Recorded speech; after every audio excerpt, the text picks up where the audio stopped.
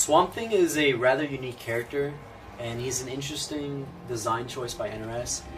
What Swamp Thing mainly wants to do is, he's a very slow character, he doesn't have the fastest walk speed on the ground, he's got a floaty jump, so he's one of the easier characters to anti-air. He does have a very good jump degree to make up for that, where he comes down with a tree. This is his jump 3. His back dash is alright, his forward dash, he goes down a little bit. He could possibly go under some projectiles, maybe. So his movement isn't the best, he's on the slower side of characters. Also, his attacks are on the slower side as well. For example, his fastest mid is his back 2, which is a 13 frame mid. His down 2 is also an 11 frame mid, but it's not really something you're going to be using in neutral like that. His down 1 is 7, but it's got a bit of recovery frames to it, so you can't just, machine gun it like other characters. And it's more minus on block than other characters, so his down 1 is minus 6 on block. But what Swamp Thing has to make up for his lack of mobility and slowness is he's good at this mid-screen control game right here, where he wants to keep you at his range where he has access to as many of his tools as possible. For example, he's got a top 3 sweep in the game, and this sweep is double hitting low, also a hard knockdown. He's got a log special, which has a ton of active frames. This can't be meter burn, it's only a single hit. A lot of active frames, slow moving, up close it hits twice, so it will break armor attacks. Just like his double hitting sweep will break armor attacks.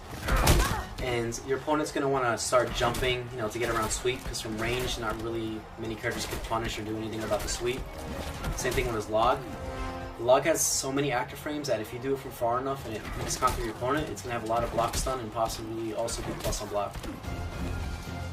He also has a standing 3, which is a 17 frame double mid, and this also breaks armor, so if your opponent's trying to do a meter burn back 3 right outside their range to try and clip you, this will break the armor because it's 2 hits. So if you're starting to notice a trend here, it's that Swamp Thing isn't really a character you're going to be doing meter burn back 3s against a lot in neutral against him, because he's got so many 2-hitting attacks.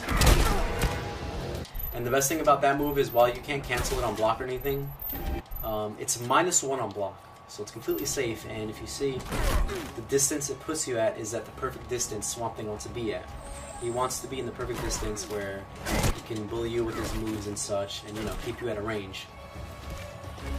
Once you're at that certain range, Swamp Thing is going to start knowing that at some point you're going to want to jump, because it's going to be frustrating for the opponent. They're going to be dealing with sweeps, standing 3s, block kicks being thrown at them. Eventually they're going to want to jump. So while Swamp Thing doesn't have the best anti-air with down 2, his down 2 doesn't have the great of a hitbox, and it's not too quick. And this special move he has also isn't that great of an anti-air. It's on the slow side. This is a 17 frame attack, and it's a high. If you hit them, you can't really combo with it.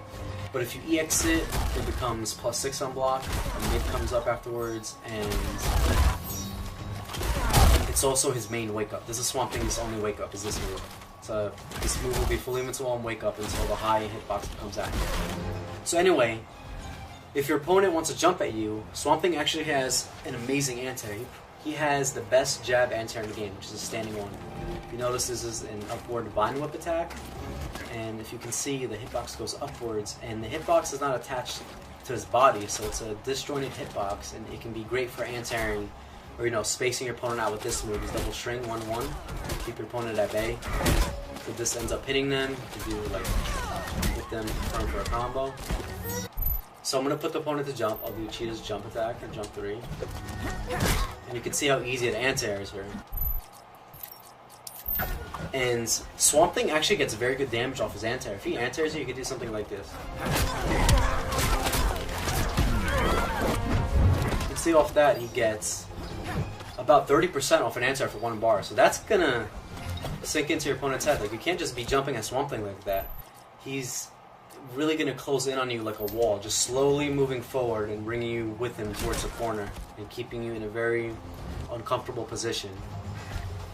So now that opponents know that, they're going to be waiting there, and they know, okay, they're going to be like, okay, so this guy's going to be doing lows, I can't really jump at him, I'm just going to, try to walk in and out range, try and do something. This is where Swamp Thing's range can be. This is a command grab with 4 different ranges. One is close, one is medium, one is almost full screen, and one is upward in case your opponent tries to jump. So this command grab is not a mid. They can duck it. They can just stay on the ground to duck it. But if they try to move left or right because they know they don't want to jump because they think that you're waiting to anti-air them, if they try to move left or right, this is when you start using his command grab. If you think that they're gonna walk back, walk forward or whatever, you slip this in, you catch them with it, and if they get hit by this command grab, of course a hard knockdown, they can't tech roll. The same thing with his log, that's also a hard knockdown. His sweep's a hard knockdown. He's got a lot of hard knockdowns. If you catch him with this, you can also meter burn it to do a good chunk of damage if you know it's on top. You can also choose where you want to throw them. And because Swamp Thing wants you in the corner, he'll always throw you towards the corner whenever he hits you with this. So if the corner's in front of you, you throw them in front of you towards the corner. If it's behind you, you grab them with this and you throw it behind you. Because your goal as Swamp Thing is to slowly close in on them and bring them to the wall. He has another command grab, which is this move. This is on the... It's not one of the faster command grabs. It's a little bit on the slow side. It's a 16 frame command grab, I believe. And it's a mid. Your opponent can unduck this one. So it's a true mid. It'll catch them. They'll have to jump to avoid this. And Swamp Thing has some interesting options off it. He can do his 3, which will do the most damage and give a hard knockdown. He can do 2, which will reverse position, throw them towards a corner, and lead them closer to you. So, you know, off this, he could do 2 if he wants to go for more pressure as you're waking up. He'll immediate command grab again. You try to move or jump, we'll go in with a string this time. But it'll always put you behind them. Another one he has is his 1. This will restand you, but this isn't really good mid-screen because it's only +1 on block. It doesn't give you the best range either because you're standing 1 works. So you're mainly going to be using this in the corner. When you have the opponent in the corner, is you're going to be restanding for that +1. You can check them with a down 1 afterwards and do, you know, like a tick, like down 1 to grab. And another amazing property he has off this command grab is he can EX it to heal health. So you can meter burn it and restore some health if you need some. And on top of that, he can double meter burn it. So if you really need some health and you have the meter to use, you can double EX it, restore your health, and get a good amount of damage off it to heal with. So you're playing this slow tank that's closing in, you end combos in it, you end the combo, you want to heal, you need health, you start healing. So if you want to play tanky with Swamp Thing and always save your meter to heal constantly and have a lot of health, you can play him like that. As far as tick throws go, he has 3 different tick throws. He can tick off his standing 1. He can tick off his down 2 uppercut. And he can also tick over his overhead string. Now getting into his strings, his overhead string is on the slow side. It's a 30 frame overhead. So you're not really going to be using this up close like that, you know, after down 1s and such. It's way too slow for that. How you are going to be using it is, again, in the corner. You have the opponent in the corner, and you're knocking them down and such. As you're getting up, you can start doing his overhead, you know, to get them to want to block high if they don't expect it. And you can start mixing that in with his double low, which is back 1-2, 2 hitting low string, easy to hit confirm for a combo. His overhead is also easy to hit confirm. You can hit it, you could for a bar. Get a good decent amount of damage into a hard knockdown. Another amazing string he has that complements his footsie game is 4-2. And this move is, I would say, the second farthest reaching mid in the game after Scarecrows. So it's a great ground normal. It goes into a double overhead, safe on block, last hits -5. You can start doing mix-ups like 4-2 into lock throw, initial low, or 4-2 overhead, second lock throw, or finish the string with overhead to be safe. If you hit them with it, you could again reconfirm it, get a nice chunk of damage. And his other string is this, back 2, 13 frame mid, advances. If you hit confirm it, you could do back to 2, -1 on block, a little bit of pushback on block also. And if you see it hit, you could finish it with 3, so back to 2-3, and then get a bit of damage out of it. Off his back 2, he can also do another string, which is back 2, 3-2-3. This is a 4 hitting string, second hit's a low. Last hit's an overhead, so before the last hit, you can, you know, do a little log mix up if you want. And this entire string jails on block. There's no gap between it. It's a safe string. Last hit's -6 on block. As far as specials go, he has a shoulder. This ducks under projectiles. He goes under a little bit. Safe on block. This is -3 on block. So off strings you can do it to do some shit or be safe. You can make a lot of strings safe with this. You can do off a down one. You know, throw it in wherever you really want to. It's a mid. The X version will launch them. Do a short launch, a quick combo. Now getting into Swamp Thing's trait. His trait has a lot to it, because as you use it, when you activate it, it has a startup, and then wherever you walk, it'll create a grassland with a swamp. And by pressing it again, you'll cancel creating the grassland, and then your meter will slowly deplete, and until that meter depletes, this swamp will be on the field. So for example, if you want a small one, you could do that, but since you made it smaller, you'll have a lot more meter to work with at the bottom, so it'll stay out a lot longer.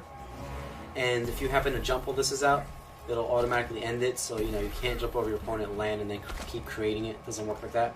You can also do trait back forward 3, it'll create distance, it'll create the swamp for you, so you don't have to dash forward or anything. Go under projectile like that and create like a little swamp field.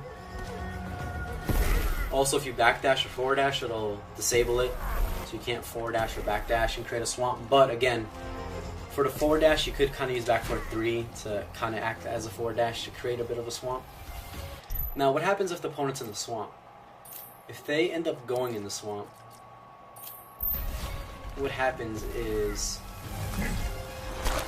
they're going to start losing damage slowly. Their health's going to drain while in it, and their forward dash and back dash are completely disabled. They cannot forward dash or back dash in a swamp. So they're only going to be able to walk, do attacks and specials. They also cannot jump because their legs are rooted to the swamp on the ground. So their jumping is disabled, they're taking damage over time, they can't forward dash or back dash, their mobility is cut in half, and they're forced to deal with your footsie range and just have the ability to do, you know, specials or normals mainly. So while they're stuck in a swamp, if they're trying to walk forward or back, of course you're going to be throwing out these man grabs to get them to duck. Once they start ducking and you're close to them, they're going to have to deal with your mid-range, because if they're in a swamp, they obviously can't forward dash or jump, so this is going to be an easy way to get in and check them. And if you knock them down and have the swamp out and they're in it, you can do guaranteed tick throws like this, down 2 into command grab. If they're in the swamp, it'll tick, and that's not going to be avoidable for them because they cannot jump and they cannot backdash, so they're going to have to eat those command grabs, and that could be pretty cheap in the corner. Swamp Thing Super is a ground attack. Hits the ground, it's a low. It does a good amount of damage, and you know, can be used to, you know, catch somebody throwing projectiles at you from a certain range, because it travels and catches them anywhere on the field.